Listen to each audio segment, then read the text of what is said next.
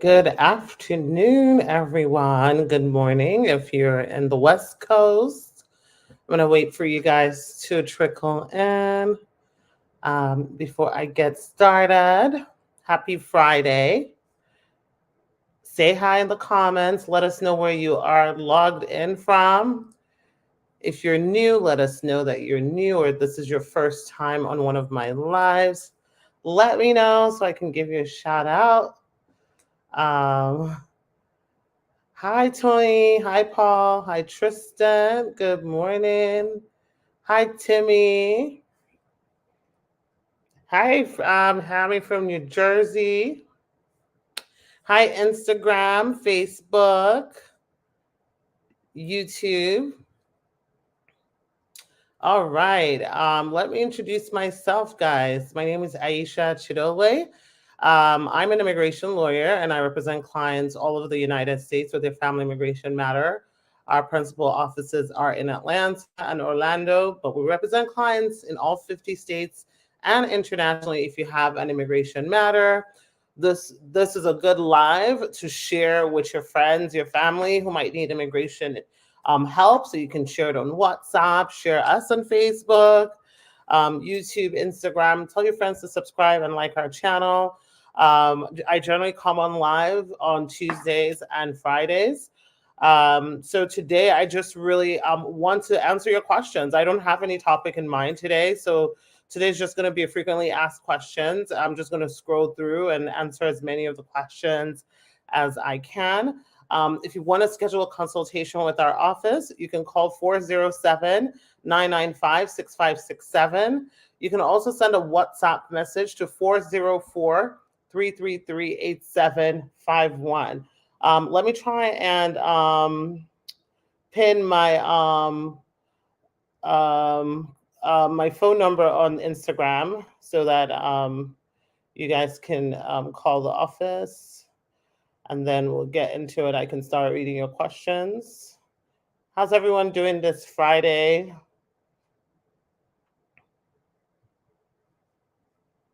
All right, give me a second, guys. I can't talk and type at the same time.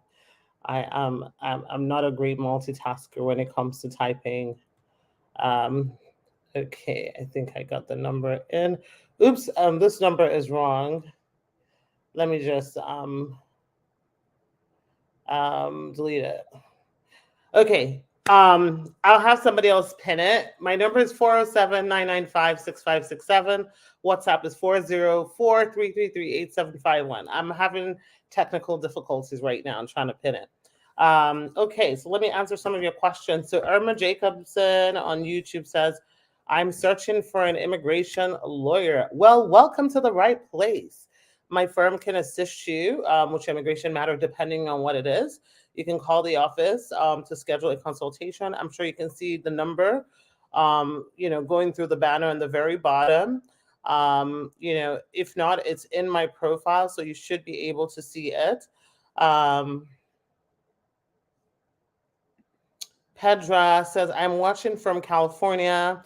Hello, is 10,500 too expensive for a VAWA or is it competitive price with all the other attorneys? Well, attorneys really do not speak about their prices because of price gouging in public, except with their consultation. But, the way I talk to potential clients as far as cost is you have to ask yourself, what is the value of your freedom? What is it worth to you? To be able to be free, to be able to get on a plane and go to vacation in another state, to be able to get on a plane and go visit your family members, to be able to put your kids through college with a system that allows them to, thrive better, to be able to walk without looking behind you, whether ICE is going to deport you, or in your case, as a VAWA victim, to be able to walk away from an abusive marriage.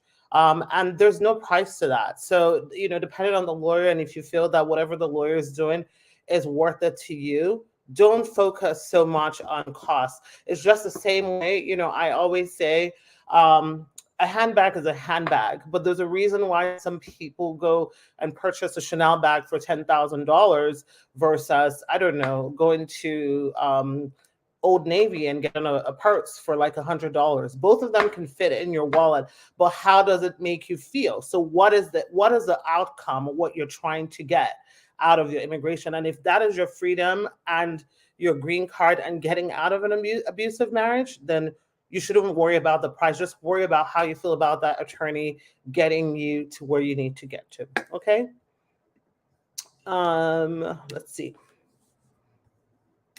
So this person says, YouTube, I filed a 360, 765, 485, and with the receipt as of February 2022. I did biometrics April 2022 and got a prima facie May 2022. Should I start counting EAD processing time from receipt date? So EAD processing time is counted from the date of receipt. And generally, it's usually somewhere between 5 to 9 months on average. There will be some people that will get it earlier or some people that will get it later, but most people, I would say about 80% of people are going to be somewhere inside that little bubble. Okay. All right. Let me see. Someone on Instagram says, what if you did your interview a year ago and you haven't heard back? Is that a cause for concern? Yes, it is a cause for concern if you did your interview a year ago and you haven't heard back. It means a few things. It could be a few things. They could either be investigating you or your spouse. If it's a marriage visa, if there may be something in your record that's raising a red flag to them. They may be preparing for like some inspection. Like sometimes they may do like an unannounced home inspection, work inspection, go meet with some of your neighbors or, your people that you work with and stuff like that. So I will definitely, with when people questions like that, it's hard without being there, without knowing what was submitted, without being at the interview to be able to say, okay, these are the things that would be concerning. Obviously, if even if we had a consultation and I say these are the things that are concerning, until they actually come with something, you don't know. But what I will suggest is that even though it's been a year and it's a cause for concern, you still want to reach out to USCIS to say that you've had your interview since a year ago and nothing has happened. If you don't hear anything from USCIS, then you might want to consider going through congressional assistance or the ombudsman. The ombudsman right now will not make it as a priority if that is the only issue. But first start with your congressional liaison, depending on who your congressman or woman is, because some states or some if depending on your zip code, if you have somebody that's not immigrant friendly and is just going to just just throw away your mail and your privacy release, you might as well just go through the ombudsman and hopefully they'll get to you at some point. Okay. Harvey is from Colorado, by the way. Awesome. And he says, correct, there's no prize for freedom and your peace of mind. Absolutely. Kay says, yes, you're right. Your freedom is everything. And see if you can do partial payments. Exactly. Speak to that lawyer, find out if that lawyer can do partial payments. And, if they can, that should hopefully help you. Okay, so Emma Jacobson says, what is the processing time for spousal visa application with kids under 18 years old? So spousal visa means that this person is essentially consular processing. Consular processing is when you process your immigration petition outside of the United States, like you process your green card application. The answer to this is truly that it depends. It depends on what country are you from. To have you passed the NVC stage, because you first of all have to get documentary qualified after your I-130 gets approved, and then once that gets approved, you're at the mercy of the local embassies and the delay that are coming from the embassies. Some embassies are just taking a much longer time because they were closed for so long during COVID. So there's that backlog. Using Jamaica as an example, Jamaica embassy was closed for a long time with COVID just to reduce the spread. And so because of that, they're paying for the backlog. So as those who are consular processing. But I would say that a good time to plan just mentally between when you submit your I-130 to when you complete is 24 months. Because once you plan, it helps you to get through the wait time. I think I mentioned this before, I'm personally in the process. What I mean, I'm personally in the process, I mean that, my spouse is petitioning for his mom, and she's in the process as well of consular processing. So, we experience the same thing, but because we are in the industry, like, it doesn't stress me out, just because I know that when it's time, it will happen. And obviously, if anything is awry or crazy, then I can step in. Okay. Um, all right. Is it true that all family-based green card applications within the US are issued within 6 months of application now? Girl, I wish it was true. Then all my clients would have their green card. I have not heard that news. I've not heard that news, and I don't see that ever happening. So no, it's not true. Boo for the Bullet says, I'm applying for my mom. I tried before, she was denied. Now I'm in the Air Force. Does it make a difference? So Boo for the Bullets, I guess the first question is, are you a citizen? Because why was your mom denied? So that would determine whether or not it would make a difference or not. Okay. Hi, Francois. Sanica says, how long after I get married can my husband petition for me? The answer is whenever he wants to. Just make sure that you have bona fides to show that your marriage is legitimate. Okay. Francois says, I'm in Pennsylvania and me and my girl are ready to marry, but I'm scared. What are you scared of? Are you scared of getting married or what? What? I'm not sure what you're asking me. So, well, if you're scared of getting married, that is a personal problem. I'm just messing around with you. But everybody's scared of getting married, right? Ultimately, you don't know what the outcome of your marriage is going to be. But, if you guys love each other, you just continue working on your marriage. This is a great time to do premarital counseling. A lot of people do premarital counseling. A lot of our clients do premarital and continued counseling. Sometimes I have clients who, they're newlyweds and somewhere in the middle of the process, one client is called, like, the wife or the husband or whatever is calling me, on some, things are not working out. I'm so frustrated and, I want to get divorced. And, sometimes they do benefit from counseling, because the first years of marriage is very tough. You're two different people coming together and, there's just a lot that you need to learn about each other. Now, if you're absolutely not ready to get married, don't go getting married just because you want a green card. But if you love this person and you want to marry them, that's fine to be scared. That's normal because it's an unknown thing, but it doesn't mean you shouldn't push forward if that is something that you truly desire in your heart. Okay. So Grant says, is it normal to not get a receipt for more than 90 days for VAWA I-485?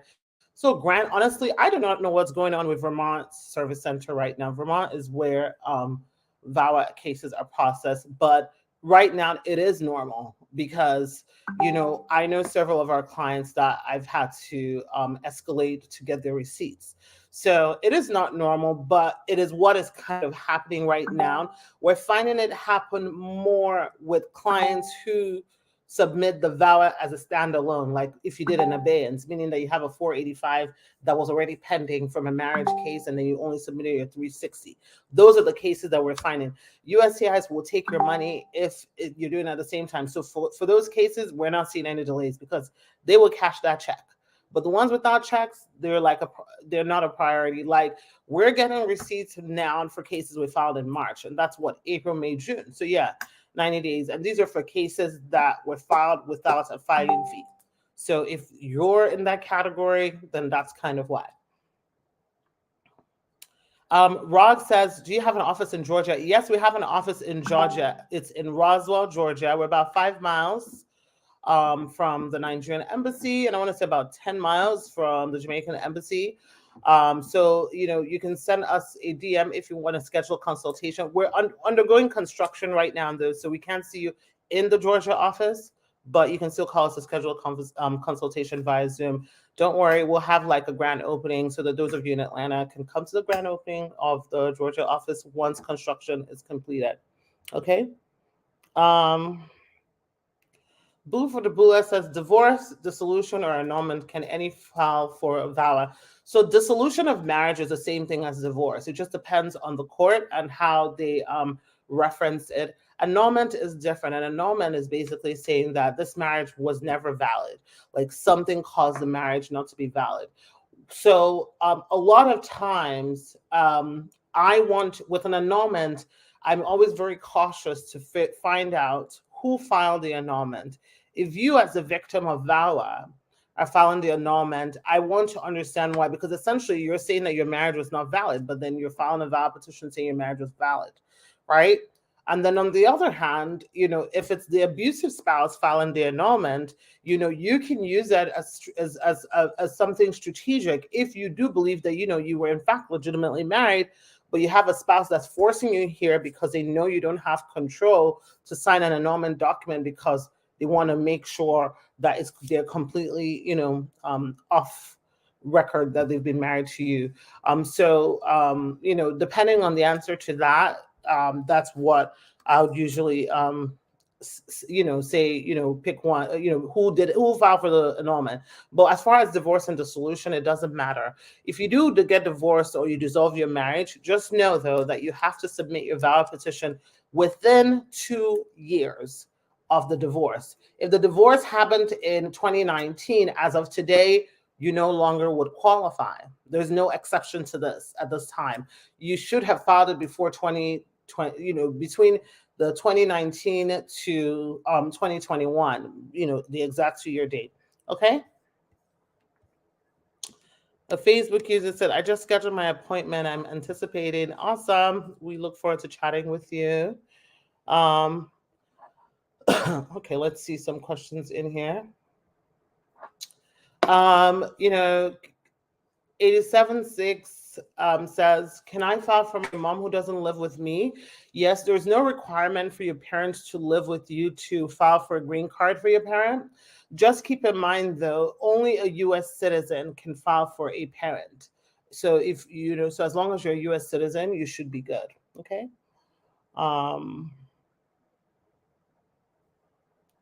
Okay, T-Miles says, how long does receipts take these days? My friend submitted since March, yet no receipt has been sent. Like I mentioned earlier, they're taking a really long time. Okay, 87.6. I see the supplements to your question. I am a citizen wanting to file for my mom who is undocumented and lives in the next state. Is that a problem since she doesn't live with me? Her living in another state is not a problem, but her being undocumented is a problem. So when you say undocumented, because there are many, this can fall into many categories. Is she undocumented, meaning she didn't come into the country with inspection? There's no record of her entering the country? Or is she in the country after entering with a valid visa and her I-94 has expired? Because those are two different things. If she's undocumented with no record of her in the country, then you cannot do an adjustment of status for her. What you would do is you would file her petition for alien relative. When that is approved, there has to be a hardship waiver. But the hardship waiver, your mom has to have a qualifying relative to get the hardship waiver.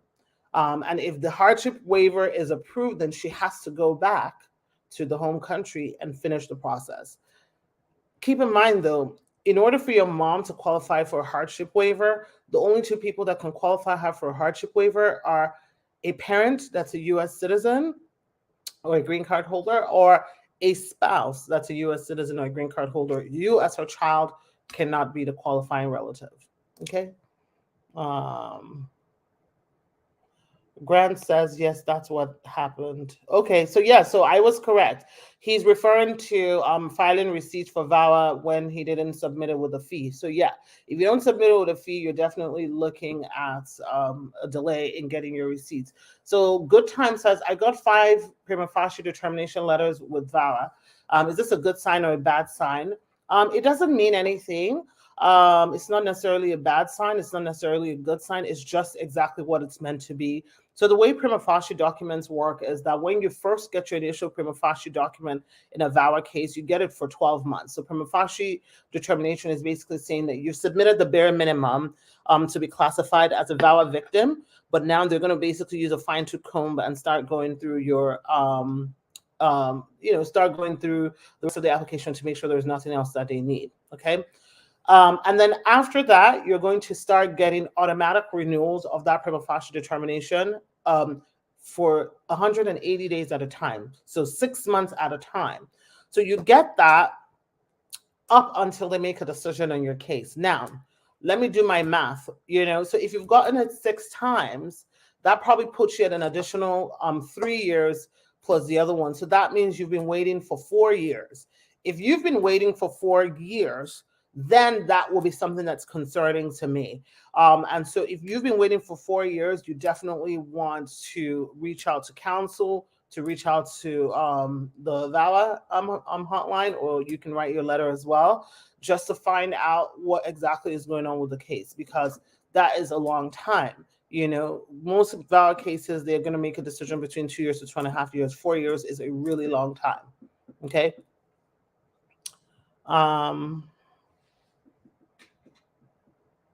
Kanye says, I had an interview in 2020.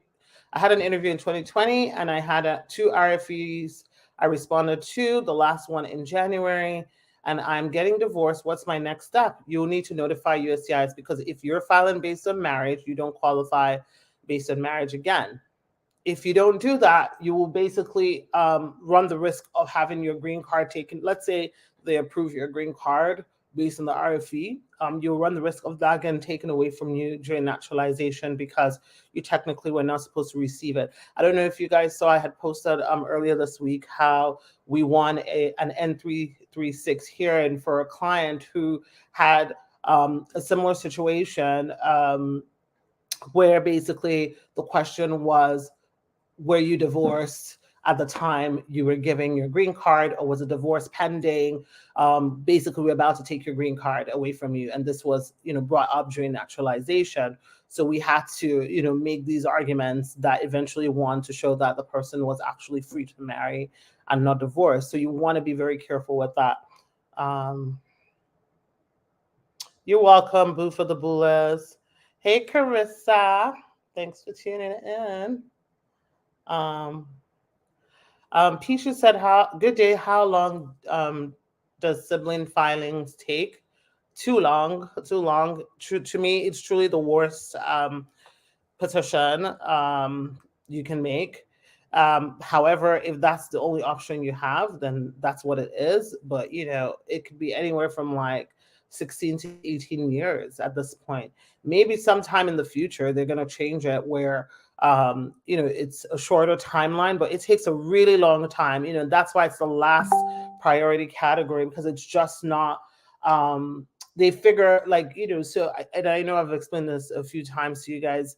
Their goal is immediate family relatives and then family preference categories. And for them, the priorities are, like their parents, spouses, children. Siblings are not a priority. So that's why it takes a really long time. But if you do file a sibling petition, the good thing is it doesn't stop you from qualifying and filing for other petitions that you might qualify for while you're waiting, and once any of the other ones, come through, then it doesn't matter. And if none ever come through, by the time, the sibling one comes through, you and your children, and spouse could potentially be able to come to the United States. Keep in mind, though, that because siblings takes a really long time, the odds are not likely that having the sibling wait in America would be in their favor. Because remember, if you're in the family preference category, which siblings is, you cannot overstay your time in order for you to adjust. You can't overstay. And obviously, if they stamp your entry for 6 months, 17 years, you would have been out of status by then.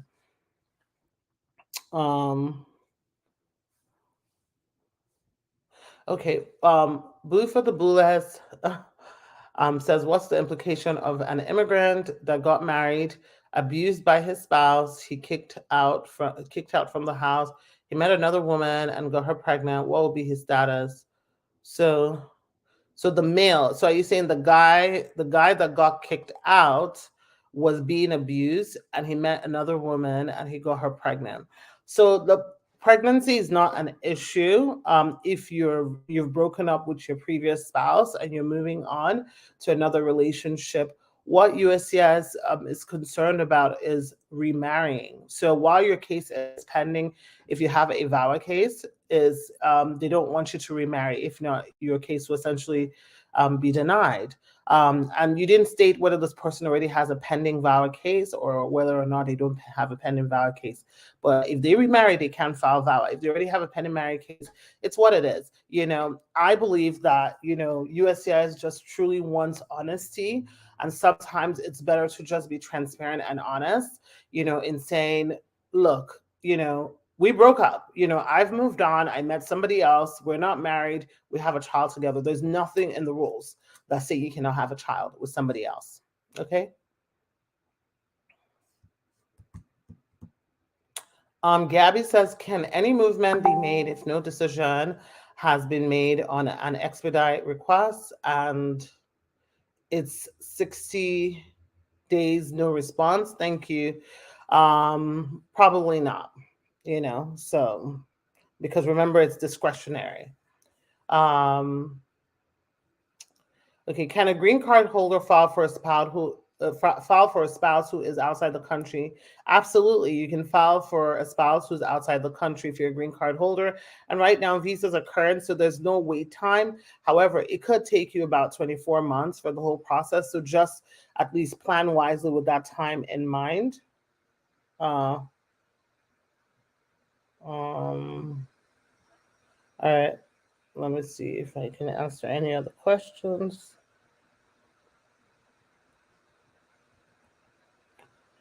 Sadie says, what is the marriage-based green card process in Georgia? It's the same as it is in every country, every state in the United States. It's a federal law, so it's the same. Is it a bad look when your lawyer is in another state? You're in Atlanta and I'm in Pennsylvania. Of course, it's not a bad look. If it was, I wouldn't say I can represent clients in all 50 states. At the end of the day, you want to have a lawyer that's competent, that understands your case and can advocate for you. The location of your lawyer is a moot point, which is why immigration is a federal law, which allows you to pick any lawyer that you want to represent your case. All right. I would like to know, is it possible for me to file an adjustment of status? I filed for my daughter to come to the U.S. from Jamaica, and now she's here in the U.S. on a visiting visa. Can this, okay, your stuff cut off, but Shar, it depends on what your status is. Are you a green card holder? Are you a U.S. citizen? When did your daughter come? You definitely don't want to file within like 90 days because you don't want a presumption of misrepresentation. After 90 days, if your daughter is still in status and she, depending on the type of visa that she had, you can potentially do an adjustment of status because visas are current for LPRs, for LPR meaning green card holder filing for children. Also, if you're a U.S. citizen, obviously you don't have to wait for a visa. Babs, you're welcome. Emmanuel says, how long does the whole VAWA process take from start to finish? Majority VAWA cases will be decided upon between 2 years to 2.5 years. I filed an I-130 petition last year while my husband was a green card holder, and it's still pending. And this year I'm filing for a VAWA petition, and my husband just became a citizen. I want to ask if I can switch the priority dates on my I-130 to my VAWA petition so I can get my work permit sooner. No, you're not going to get your work permit sooner. Wait. So when you file an I-130, you didn't file an adjustment of status. Your work permit is attached to your adjustment of status, not your I-130. So you can't switch an I-130 to a 360.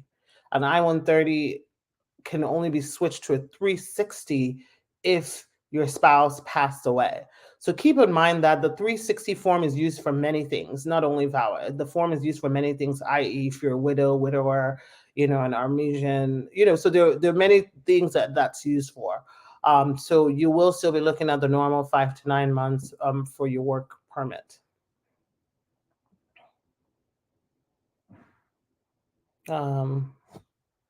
My wife and I have filed for me to come over to USA. It's actually a spousal visa.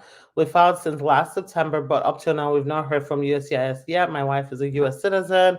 Well, Francis, welcome to the club of everybody who hasn't heard yet. Like I mentioned earlier, if you rewind this live when I finish, I talked about consular processing and the timeline. It just takes a really long time. Everything could take about 24 months. If you filed in September, so that's what, so 4 months, because September is the 9th month of the year. So 3 months from last year and June 6th, so 9 months, you're still within processing time. You have ways to go. So I know you're probably eager, and hopefully time will go by fast, but, just try and be patient, okay?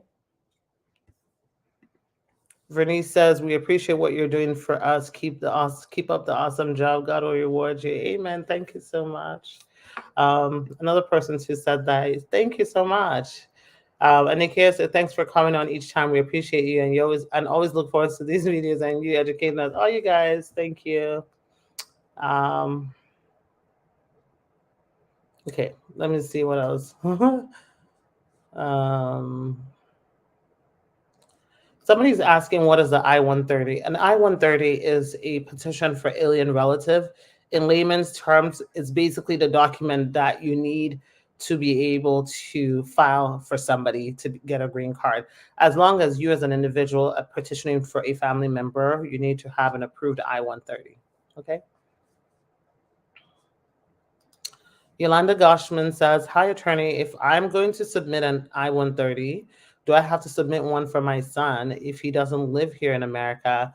I live here and he's 18. So the answer to that question depends on the status of your husband. So it depends on who's petitioning for your child and you. So I don't know you personally or your scenario, so I'm just gonna create a scenario. So let's say you're not a citizen or a green card holder and your husband is a US citizen filing for you and your child that is 18 years old. If he's a US citizen, he's going to need to submit an I-130 for you here in the US along with your adjustment of status. And then he's going to need to submit an I-130 alone for your son. If that I-130 gets approved for your son, then they're going to have to then finish up with consular processing. So the process is a little, it's different, but those can be submitted at the same time. Now let's switch it around. If your husband is a green card holder and he's petitioning for you, you would only need one I-130 to submit the spouse and all the stepchildren. Once that is approved, then they will now separate you and the children for your own NVC applications. It's a little confusing, so I hope that makes some sense to you. A Facebook user says, what if I overstayed my visa and married a US citizen? Is that a problem? My marriage is legitimate though. Well, I'm glad that your marriage is legitimate because that's what we like to hear. If you overstayed your visa and you're married to a US citizen and your visa is not one that bans you from adjusting your status, it's okay. You can file for adjustment of status and typically USCIS will forgive you for overstaying that visa because you're married to a US citizen, okay? Apata says, hi, good afternoon. How long does it take to get a receipt for filing for VAWA? I believe I just answered this question. The answer depends on whether you're filing VAWA with an abeyance request or you're filing VAWA with a new adjustment of status case where you paid a filing fee. If you didn't pay a filing fee right now, we are seeing 3 to 4 months, 3 to 4 months before we get receipts. Like I said, we're just getting receipts from March.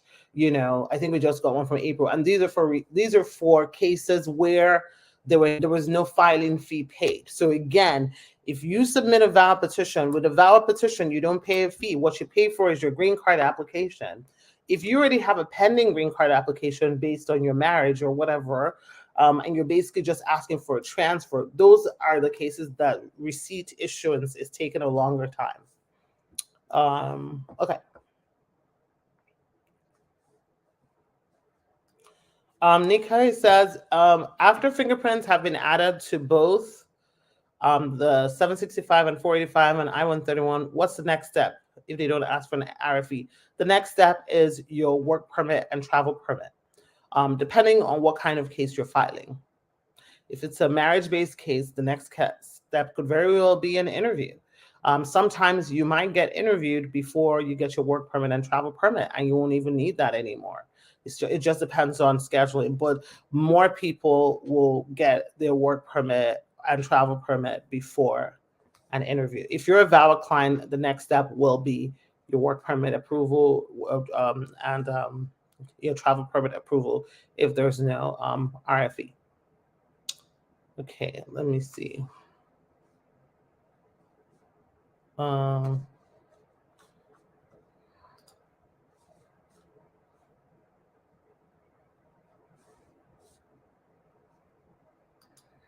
So Emma on YouTube says, can I apply for a visitor's visa if I'm married to a green card holder? You applying for a visitor's visa has nothing to do with who you're married to. Even if you were not married, or you were not married to a U.S. citizen, or you were not married to a green card holder, it has nothing to do with you getting a visitor's visa. What USCIS or the local US embassies are concerned with are if sufficient nexus or tie to your home country that would allow them to approve you to enter into the US, because they believe that if they approve you, when it's time for you to go back, you'll go back.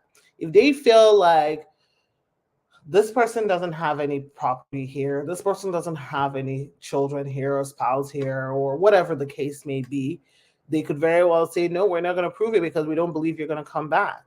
Again, this is very subjective. Each decision is made on that day based on what that person submits and what that officer wants to do. So you always hope and pray that you get an officer that's kind and wants to approve you.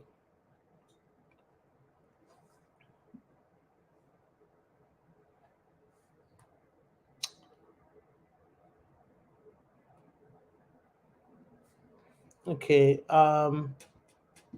What if you're out of status and you tried applying for low income apartment? Can this affect your green card process?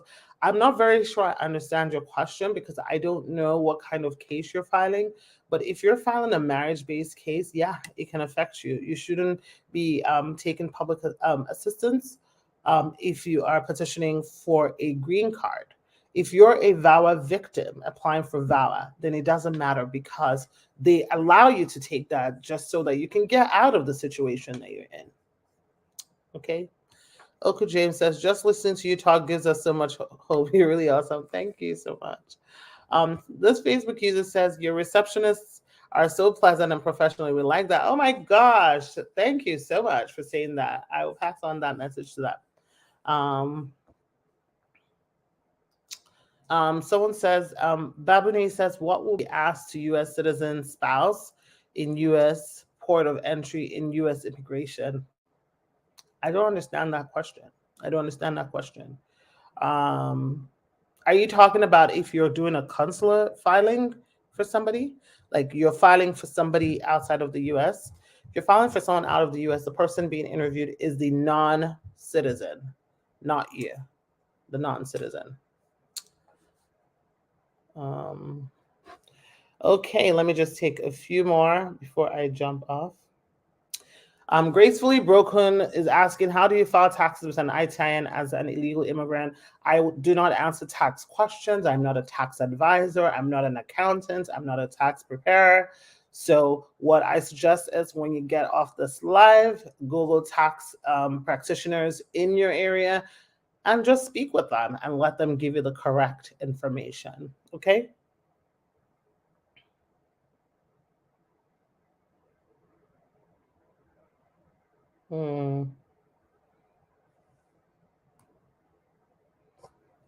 Okay, I think I answered that question. Afternoon, my question is, can someone that had a felony charge still be qualified to get their citizenship? The answer is it really depends. It depends on what it is. If it's not considered a crime of moral turpitude, you've passed a good moral character time. It would just really depend. It depends on what the crime is. Are you eligible? Um, you know, it really just depends. Felony varies via state. Something that could be like a third-degree felony here could be a misdemeanor in another state. So it just really depends on what the charge is and how long ago it was and how much you've redeemed yourself since that time. Is it an offense that's deportable? Like, when you want to think about crime of moral turpitude, you want to think about crimes that make one deportable. It's just like a whole topic on its own that I wouldn't be able to go through right now. Francis Smiley. My name is not Chido. My name is Ayesha. So, in the future, you can just type my name. I don't know who Chido is, but based on spousal visa, am I supposed to have a tie in my home country and at the embassy? Do they ask about jobs because I'm a freelancer? If you're applying for a spousal visa, it doesn't matter whether you have a home tie or not. What matters is that you want to be united with your significant other, your spouse here in the United States. So it doesn't matter.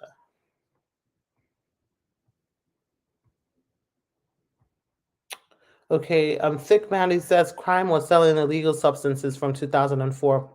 Yeah, it could affect citizenship for sure. Mm. Mm-mm-mm.